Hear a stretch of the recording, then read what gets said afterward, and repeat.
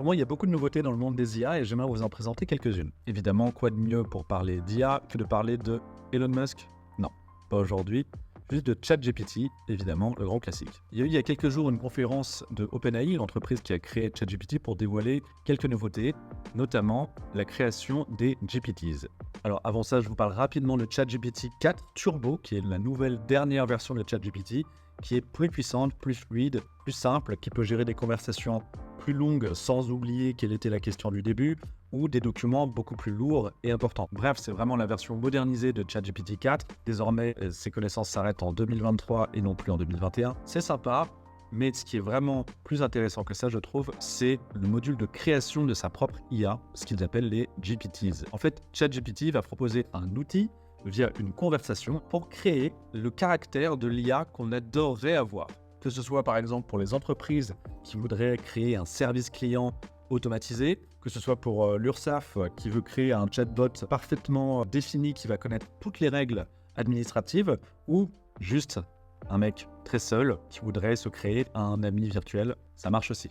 Et ça, je trouve ça très fort, parce que le marché de l'intelligence artificielle aujourd'hui, finalement, c'est beaucoup d'entrepreneurs qui se sont dit, si je prompte bien mon ChatGPT, je peux le vendre à des gens qui veulent des chatbots d'un certain style. Désormais, le fait de proposer un outil qui permet de créer son bot à soi facilement chez soi en simple conversation avec ChatGPT en disant « je voudrais que tu sois comme ci, comme ça, que tu aies telle compétence, tel ton, tel humour, etc. etc. » C'est fou, ça met un énorme coup de pied dans la fourmilière au niveau business et ça permet à tout un chacun de se créer son propre bot, son propre assistant ou son propre ami virtuel, on va pas se mentir. En plus de ça, OpenAI va proposer un store, un magasin dans lequel on va pouvoir acheter gratuitement ou en payant, j'imagine, des IA déjà designées par d'autres personnes qui ont peut-être pensé à des choses auxquelles vous n'avez pas pensé. Bref, je trouve ça passionnant. On se rapproche évidemment de Black Mirror, mais surtout du film Her, qui est une IA finalement qui s'adapte parfaitement à son utilisateur et qui permet de développer une espèce de relation amoureuse virtuelle entre IA et être humain. Bref, on s'en approche avec ces IA avec lesquelles on peut